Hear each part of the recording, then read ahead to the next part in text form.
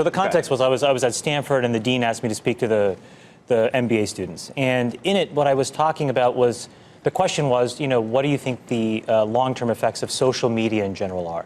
And unfortunately, what happened was, I think it's easy to characterize what I said just as a Facebook-specific thing, because I worked there and I was a key part of growing it. The reality of what I was... Explain what you said at the time. So what I said was, I think the tools that have been created today are starting to erode the social fabric of how society works. And what I meant by that is the following thing.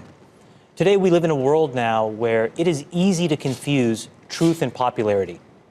And you can use money to amplify whatever you believe and get people to believe that what is popular is now truthful and what is not popular may not be truthful. Joe and I, for example, we've been on the other side of climate for a long time, right?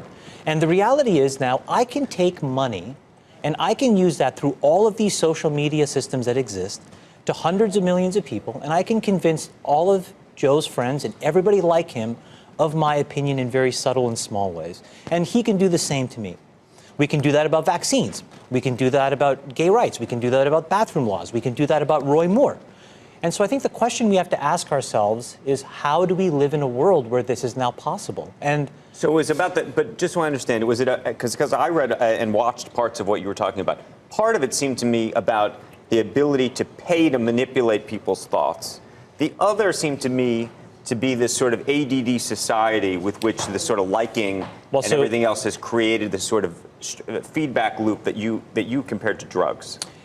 We know for a fact that what all of these systems do, every single one, is it exploits our own natural tendencies in human beings to get and want feedback.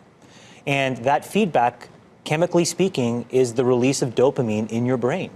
And so what these feedback loops do, and they exist everywhere, in Call of Duty, in other video games, in social networking sites, they get you to react.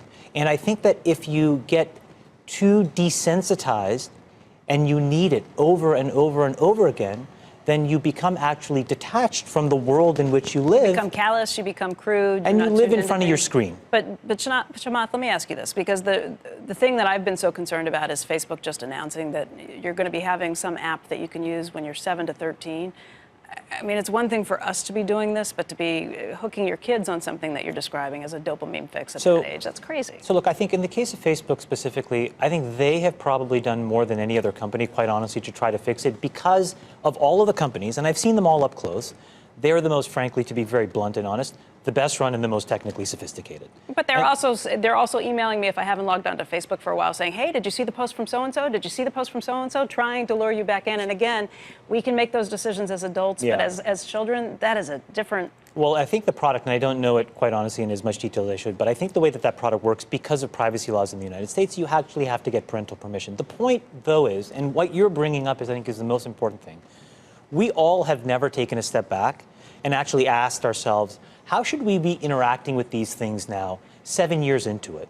And what should we be expecting of the internet at large? Look, the reality may be the entire business model of the internet may be fundamentally somewhat broken, right? Because we allow ourselves to get interacted with in ways where we don't necessarily control the medium or the messenger. And we are not putting up any barriers to ever give yourself any downtime for that either. Exactly. And so it may mean that we all collectively need to figure out, not just individuals, but also the companies, also governments, quite honestly, how different business models need to exist so that we can actually divorce ourselves from how this stuff is working. What goes on?